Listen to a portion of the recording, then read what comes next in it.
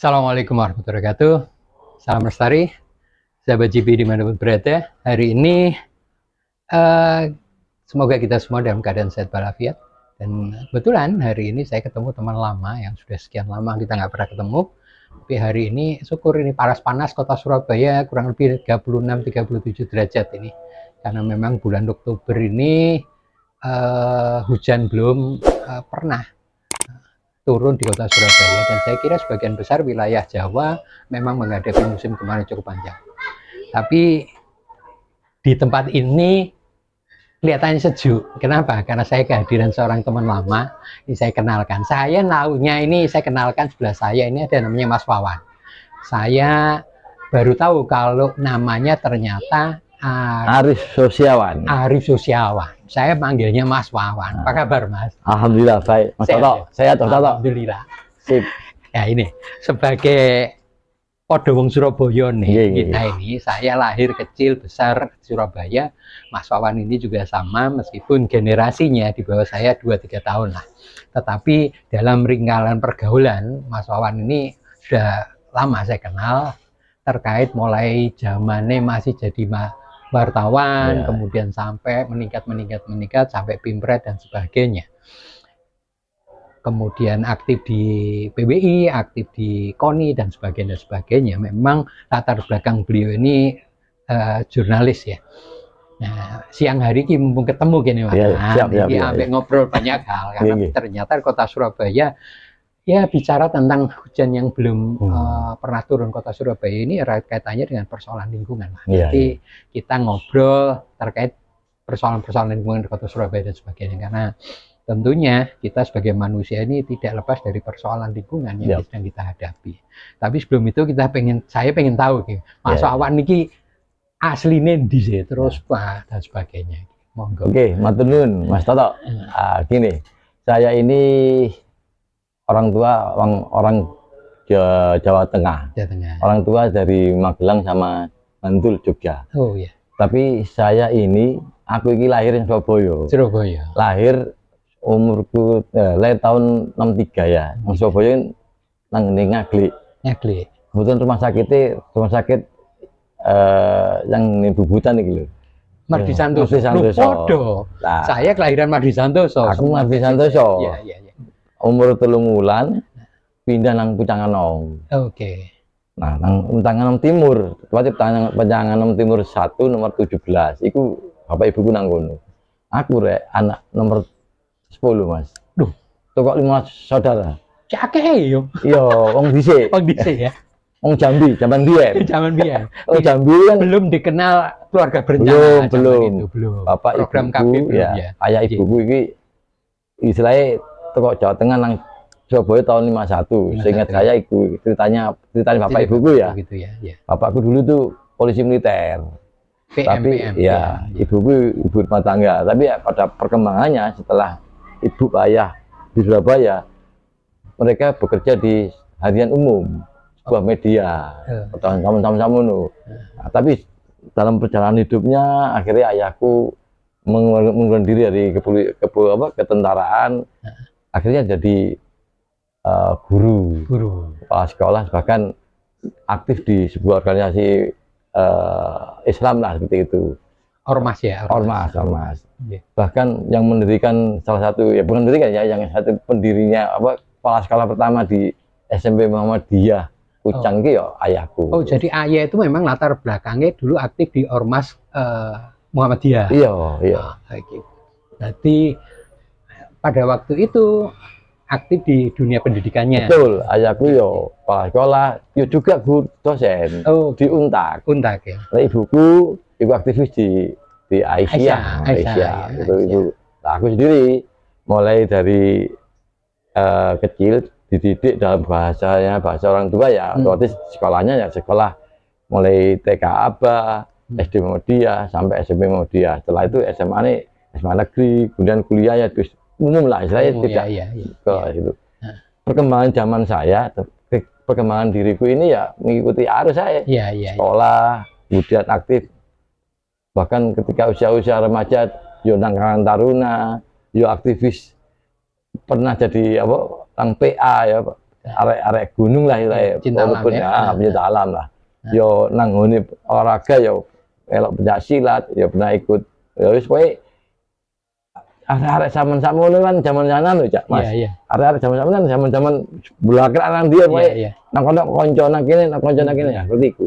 Sampai akhirnya aku jadi wartawan. Wartawan aku datang nang kebetulan aku nang memorandum. Mulai dari lahir jadi wartawan sampai saiki posisiku sih redaktur senior di memorandum. Tapi sebelum ke redaktur senior saya pernah jadi pemimpin redaksi. Nah, mungkin banyak teman-teman itu, terutama generasi milenial, itu banyak yang tidak tahu media cetak itu, koran itu. Jadi memorandum itu adalah salah satu media yang cukup besar di kota Surabaya, lahirnya sekitar tahun 69. Kemudian selain Jawa Pos, ada Surabaya Pos, ada Surabaya Minggu dan sebagainya. Salah satunya juga memorandum. Jadi memorandum itu sekarang ini zaman milenial ini banyak anak-anak muda yang belum tahu koran itu. Memorandum itu salah satu koran juga yang cukup besar di kota Surabaya. Nah, kemudian karirnya semua dilewati di sana semua ya. Betul. Tapi gini, aku lahir dari wartawan, dididik langsung oleh tokoh Agil Haji Ali. Kemudian dalam proses-proses saya ditempatkan di beberapa tempat des, mulai olahraga, kemudian di pemerintahan, di politik dan di hukum dan sebagainya macamnya itu proses semua. Sehingga saya ikuti terus proses menjadi wartawan sampai jadi asisten redaktur, sampai jadi redaktur pelaksana, bahkan sampai pada pemimpin redaksi. Itu panjang waktunya, cukup lumayan lah, 30 tahun lebih saya meneliti di dunia pers dan memang banyak suka dukanya juga. Tapi di saat-saat proses seperti itu, saya pun tidak diem. Saya juga banyak organisasi yang saya ikuti. Bahkan jadi humas di beberapa cabang olahraga, sampai pada proses menjadi humas KONI Jatim, kemudian pengurus KONI Surabaya. Yang semuanya itu berangkatnya dari hobi-hobi saya waktu kecil, hobi olahraga, hobi ini, hobi itu, hobi lingkungan hidup, pecinta alam dan segala macamnya. Bahkan di keorganisasian jurnalis pun saya mulai dari ketua seksi wartawan olahraga sampai jadi wakil ketua umum PWI. Jawa Timur ya. Jawa Timur. Dan sekarang pun posisi saya sekarang masih ketua bidang pelatihan dan pendidikan di jaringan media cyber Indonesia di MSI Pusat. Itu yang tingkat pusat ya? Iya, tingkat pusat. Ya, itu di Jakarta. Sampai sekarang saya masih posisinya sebagai itu. Jadi Mas Toto. Nah, jadi ini menarik. Kita ini ada benang merahnya karena saya banyak aktif di dunia kepencintaan halaman, sampai sekarang saya masih berkecimpung di dunia lingkungan dan kebencanaan. Mas Wawan, meskipun sekarang ini aktif di dunia jurnalis, tapi sebetulnya latar belakang beliau ini pernah teko pecinta alam. Nah, karena ono benang merah ini nyambung ya. Nah, tapi jujur Mas, itu udah lama memang. Udah lama ya. Tapi di tengah-tengah proses hidup saya juga mengajarkan anak-anak saya. Anak saya sekarang itu senang nang gunung. Oh gitu ya. Senang anak nomor 3. Saya punya, saya kenal ya. Saya itu punya satu istri. Dia dosen di Universitas Hayam Wuruk. Dulu istri Perbanas. Anak saya pertama itu dokter gigi, yang kedua seorang pengacara, yang ketiga seorang akuntan. Dia kerja di salah satu pabrik emas lah di Surabaya. Gitu ya, Surabaya. Yang keempat masih SMA. Keempat ya. Nah, anak nomor 3 saya ini paling suka ke gunung, paling suka. Bahkan libur kerja sedikit lari ke gunung. Sampai kadang-kadang ayah, mbok ayah jangan sekali-kali diledek. Kuat lah si ayah ini. Nah, ini tapi ya ini kan bahasa keluarga ya. Saya bebaskan anak-anak saya memilih hidupnya dengan cara apapun. Yang penting positif. Itu Mas. Itu yang perlu yang perlu diketahui. Nah ini menarik ini.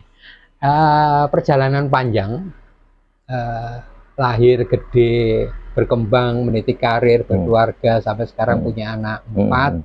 Cucu berapa cucu? Dua, sudah dua. Cucu 2 ya, iya. Alhamdulillah. Laki-laki dua-duanya. Alhamdulillah. Aku cucu wis 5. Ya, grosso kita ya. Totok lagi.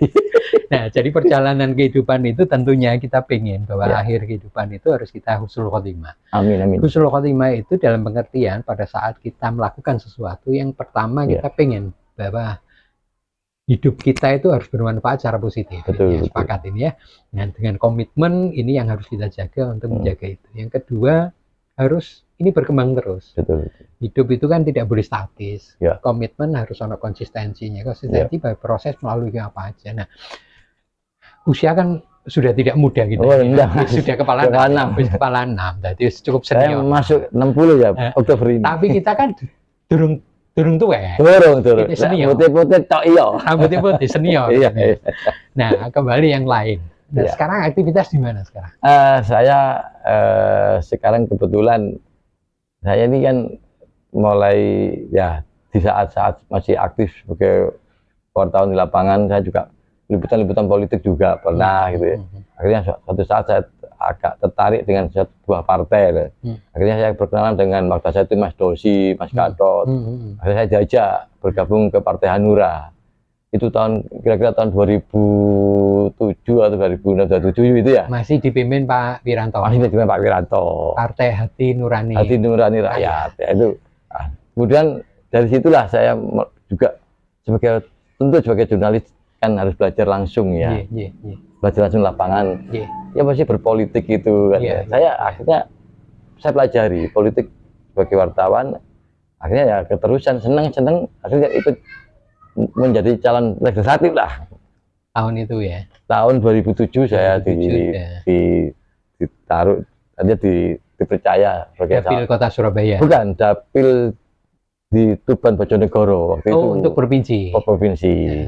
Nah, dari itu kemudian karena senior-senior waktu Pak Ki Jatmiko, kemudian ada Pak Mas Gatot Tantra, kemudian ada Mas Dosi dan sebagainya.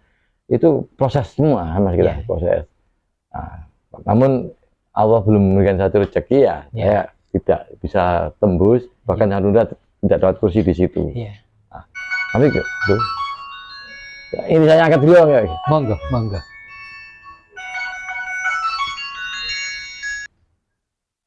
Baik, jadi cerita saya ini, kenapa kok saya sampai bisa masuk ke Partai Hati Nurani Rakyat. Waktu itu kan saya satu tim pengurus di KONI Jawa Timur dengan Mas Dosi, dengan Mas Gatot Tantra, dengan Ki Jatmiko, Mas Ki Jatmiko dan sebagainya macamnya itu teman-teman semua, ada Mas Topo dan segala macam, ada Mas Edi Indrayana dan sebagainya itu semua kita diajak rame-rame gitu. Akhirnya sampai suatu saat saya diplot jadi calon legislatif di Tuban Bojonegoro. Di mana ya saya sebagai orang baru yang nggak tahu apa, tapi saya selami dulu lah. Akhirnya dalam perjalanan itu ya Allah belum ngasih rezeki untuk jadi anggota DPRD kota provinsi, sehingga saya kembali aktivitas seperti semula, rutin. Tetap sebagai wartawan, tetap sebagai pengurus KONI dan sebagainya. Berjalannya waktu terus, akhirnya saya diusulkan di Surabaya, di DPC Hanura Kota Surabaya, di Partai Hati Nurani Kota Surabaya. Saya diplot jadi calon legislatif lagi pada tahun 2014. Di situ saya dikasih posisi yang artinya ujung tombak lah, nomor 1, dapil 1 untuk DPRD Kota Surabaya. Itu Tegalsari, Genteng, Bubutan, Gubeng, Simokerto, Kerembangan, seperti itu. Dapil 1 ya, Kota Surabaya. Ya, nah, karena kepercayaan yang diberikan partai begitu kuat, tentu saya juga berjuang waktu saat itu. Dan alhamdulillah Partai Hanura tahun 2014 dapat 3 kursi. Salah satunya dari dapil 1, dapil saya. Hanya saja pada saat itu yang dapat kursi kawan saya, namanya Mas Sugito. Beliau lah pemenang suara terbanyak. Cuman saya selisihnya hanya sekitar 200-an suara. 200 suara ya. Hanya selisih 200 suara. Sehingga sebagai orang yang apa ya, taat asas ya, ya memang aturannya pemegang suara terbanyak yang menang. Tentu saya senang hati memberikan satu kehormatan pada kawan saya Mas Sugito untuk duduk sebagai anggota DPRD Kota Surabaya. Itu Mas. Nah, sekarang ini posisi saya juga masih diinginkan oleh partai untuk kembali dicalonkan legislatif maju lagi. Di dapil 1 sama. Dapil yang sama. Cuman nomornya sekarang naik nomor 4. Oh gitu. Nomor 4. Yaitu di dapil 1 untuk DPRD Kota Surabaya. Tentu di daerah yang sama, Tegalsari, Bubutan, Genteng, Kerembangan, Simokerto, dan di situ tentu kami ya tetap akan ditarget untuk kursi gitu loh. Tetap berjuang ya. Tetap berjuang gitu. Ini yang menarik. Saya ini kan juga aktivis partai ya. Sekarang meskipun saya kemudian tidak nyalek dan sebagainya, saya kemudian pernah punya pengalaman 2019 saya maju. Dapilnya sama, Tuban Bojonegoro dapil 12 karena saya nomor 1 untuk DPR provinsi waktu itu. Nah, ketakutan teman terkait dengan masuk partai dan sebagainya, seorang aktivis, saya pikir ini tidak rasional. Kita ini harus masuk, kemudian kita harus berjuang melalui itu. Kepobian kita melihat konstelasi politis dan sebagainya, biaya yang mahal dan sebagainya, ya memang itu realitas. Kita pengen ini yang harus kita coba hadapi, bahwa ya nun sewu omongan di luar ini kan saiki bondone piro, mulai digawe tuku swara, ngamano macam-macam dan sebagainya. Tapi itu sebuah realitas politis lah.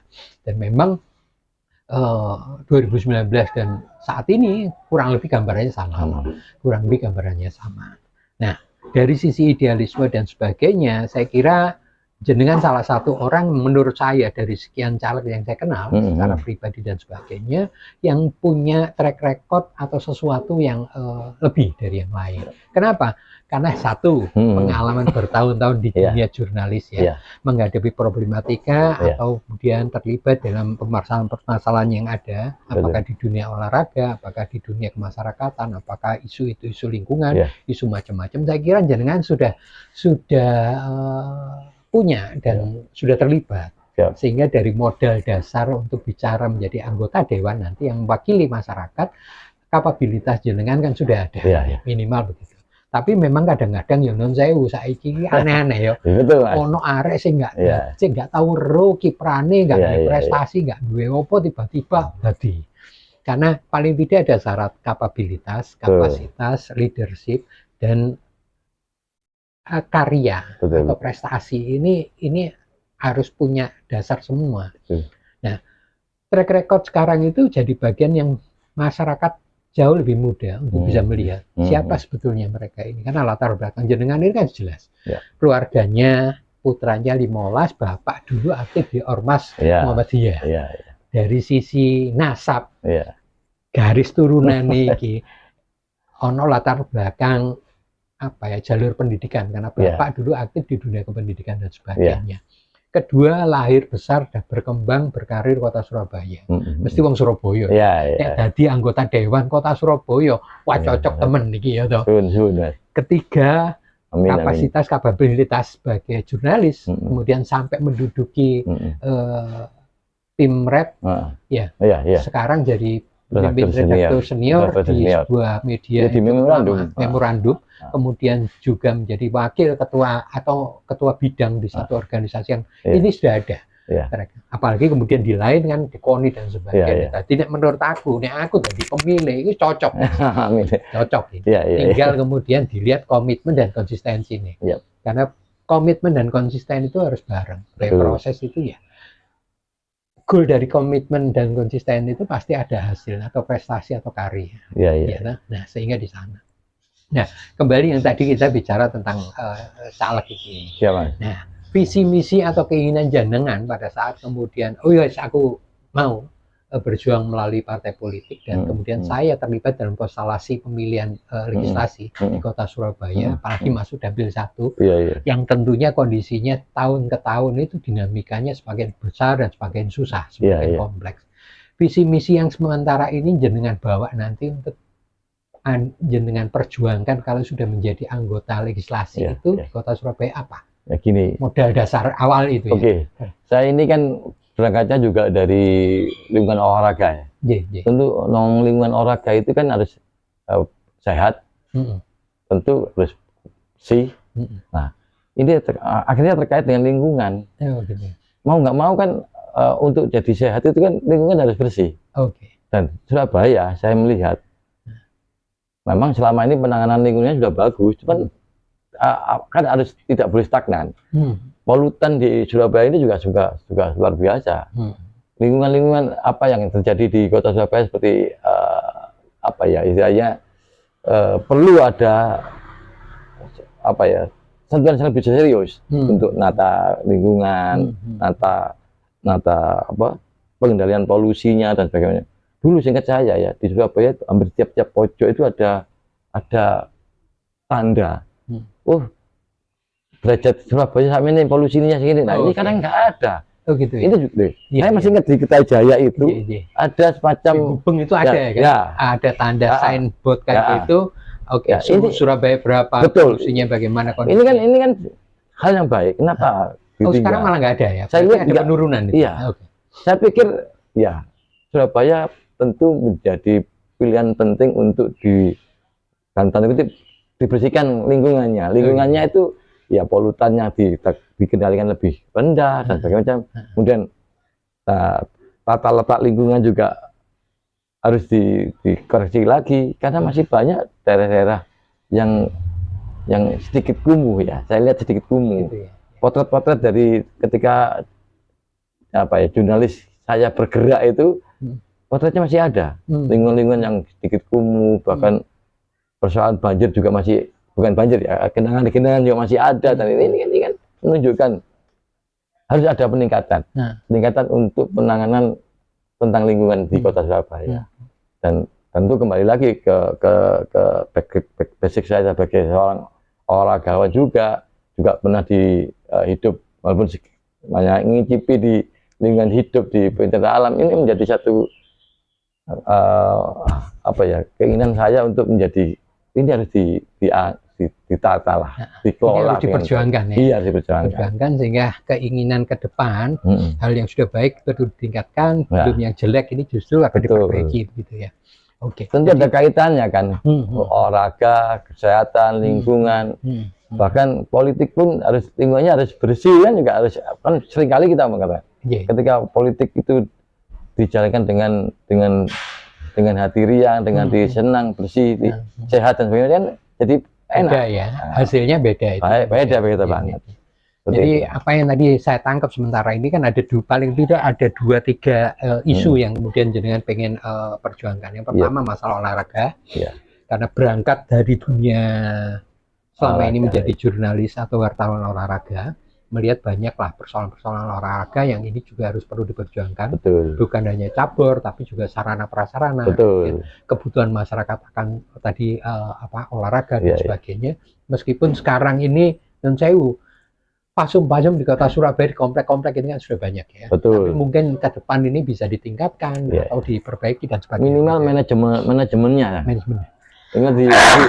Manajemennya itu yang harus coba lebih ditingkatkan. Yang kedua masalah lingkungan ya. Betul. Bicara tentang ruang terbuka hijau, bicara tentang RT/RW tadi, kemudian ada rencana tata ruang wilayah Kota Surabaya, sampah, pencemaran, krisis pesisir, kemudian RTH dan sebagainya, termasuk juga manusianya dan aturan-aturan yang terkait dengan persoalan lingkungan ini menjadi salah satu konsen. Yang terakhir mungkin masalah kewartawanan ya, dunia jurnalis ya. Ini menjadi 3 konsen. Jadi mungkin 3 satu lagi Mas. Dengan kenyamanan hidup, dengan lingkungan yang baik, tentu angka kriminalitas bisa berkurang. Saya besar juga di dunia jurnalis kriminal. Memorandum itu kan sebuah media yang mengangkat isu-isu kriminalitas. Salah satu tema bahasan utamanya itu kriminal ya. Memang koran itu khusus namanya untuk kriminal ya. Ya, berita kriminal terbesar di Jawa Timur. Berita artinya media, berita hukum dan kriminal terbesar. Itu tentu saya membayangkan ketika Surabaya lingkungannya terkendali, polusinya terkendali, kenyamanan hidup lebih apa ya, lebih dirasakan masyarakat, tentu angka kriminalitas akan berkurang kan. Ini kaitannya seperti itu. Ya, saya bayangkan jenengan ini udah di wartawan puluhan tahun di memorandum yang kaitannya dengan dunia kriminal, mulai narkoba, mulai kejahatan anak, curanmor, macam-macam ini paham ya, sehingga pada saat nanti masuk di dunia legislasi, maka ini juga menjadi salah satu konsen. Tentu, saya juga bagiannya dari situ juga. Iya. Gitu. Wah, ini menarik. Karena memang ya rata-rata yang pernah kita liput kejadian-kejadian kriminalitas itu juga karena faktor stres. Tentu kan ini ada lingkungan juga akan bicara kan di situ. Disitulah. Kalau lingkungan itu artinya tidak sekitar lingkungan hidup, enggak seluruhnya kan seperti itu. Seperti itu, Mas. Itu pandangan saya sebagai seorang jurnalis juga yang berangkatnya dari dunia jurnalis olahraga, kemudian dia ikut sampai menggeluti dunia politik segala macam. Itu ya. Jadi ini perkenalan awal lo ya kita. Kita janji, ini ketemu ngobrol kayak gitu. Setelah ini mungkin enaknya karena wong Surabaya jenengan tak celuk cawawan ayo. Atau Mas Wawan. Enak ya jenengan Surabaya cak. Jadi sahabat JB di mana berada, ini saya kenalkan kembali. Saya manggilnya nanti Cak Wawan. Nah, Cak Wawan ini memang punya program sama dengan saya, namanya Blakrak Sambang Dulur. Kita nanti akan tandem berdua, kita akan masuk ke daerah-daerah, kemudian kita mencoba mengidentifikasi problem-problem yang ada di tiap daerah itu, apakah problem lingkungan, apakah problem ya kaitannya dengan olahraga dan sebagainya, termasuk program-program sosial yang kaitannya dengan masalah kriminalitas dan sebagainya. Kita pengen masuk ke daerah-daerah itu, kemudian kita coba dengan masyarakat lokal, kita coba bangun kesadaran pemahaman, sekaligus pengen mengambil peran untuk bisa terlibat dalam penanganan itu. Kira-kira siap nggak ya? Insya Allah, Mas. Kalau saya dikasih kesempatan, insya Allah siap. Ya, jadi nanti ikutin terus program kita selanjutnya, kita namakan Blakrak Sambang Dulur. Nah, kenapa basa Jawa nih Blakrak Sambang Dulur itu? Karena kita ini wong Surabaya. Nek melaku marani konco, marani dulur dan sebagainya itu sudah menjadi kegiatan kita rutin. Apalagi kita ini dibesarkan di kampung ya. Saya di satu kampung di kota Surabaya, tepatnya di tengah kota di wilayah Jalan Tunjungan, Kampung Kebangsren. Mas Wawan iki, Cak Wawan iki kampung Gubeng Erlangga. Gubeng Erlangga iki kos-kos persis di depannya Universitas Erlangga. Nyebrang Jalan Darawangsa sudah komplek Erlangga, Universitas Erlangga. Jadi dulu banyak mahasiswa Erlangga itu dari semua fakultas, kos-kosannya di sekitar itu. Jadi memang mulai kecil sudah terbiasa bergaul dengan kelompok-kelompok akademisi, kelompok-kelompok ya teman-teman yang aktivis, yang perlu Mas Toto tahu juga, Pak Rektor UNER itu dulu kosnya ya di Gang tempat saya itu Panasi. Wah, kapan-kapan ini marah nih Pak Mas Nasi.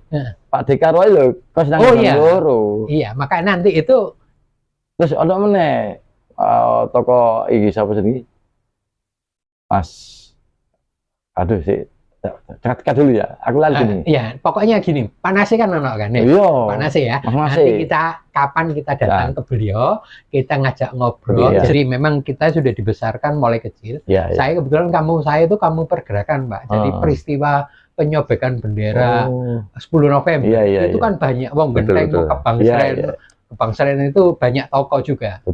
Banyak toko yang dulu di situ, banyak artis. Carotno Timur, Kandur Sinyo dan sebagainya. Jadi kita ini macam Jenderal Trisutrisno ya. Iya, genteng. Kalau Litri itu genteng itu masih family. Jadi ini adalah pertemuan awal, sahabat CB di mana berada. Jangan bosan-bosan tulis di kolom komentar. Jadi saya nanti akan tandem keliling kampung di Surabaya yang kita beri nama Blakrak Sambang Dulur. Saya kira pertemuan kita awalan ini cukup. Mas Toto. Ini jangan pernah berhenti untuk melakukan perbuatan baik. Karena dari apa yang kita lakukan, kita nggak pernah tahu. Seperti kita naik gunung. Melaku, timi-timi, ya lah. Engkau sampai punggungan satu, ngelewati punggungan satu, turun ke bawah, naik lagi, dan sebagainya, sampai ke puncak. Nah inilah filosofi para teman-teman yang suka naik gunung dan sebagainya. Dan saya kira kita ini sama-sama punya latar belakang, pernah senang di dunia itu, meskipun saya sekarang masih aktif di dunia itu ya. Jangan kurang, kapan-kapan kita perlu healing-healing gunung. Saya kira demikian, sahabat JB di mana berada, obrolan singkat, siang-siang panas-panas, suguhane teh tawar, semoga kita diberikan kesehatan, segar waras. Terima kasih atas segala perhatiannya. Salam lestari, jenggot putih, dan cawawa. Rambut putih. Salam lestari.